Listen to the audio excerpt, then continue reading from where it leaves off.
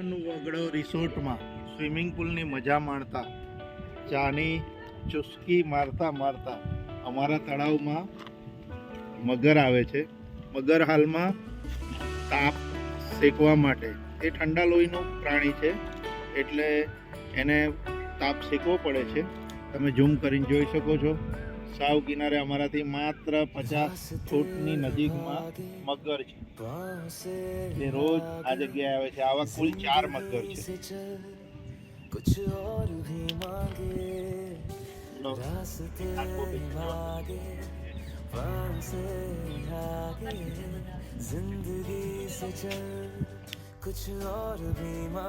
છેલ્લા 5 વર્ષથી આ મગર અમારો મહેમાન બનેલો છે.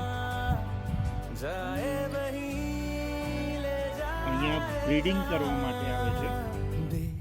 બચ્ચા મોટા થાય પછી એ લોકો અહીંયા પાણી પણ સુકાઈ જતું હોય છે અને આ મગર સ્થળાંતર કરીને નર્મદા નદી એ જતા રહેતા હોય.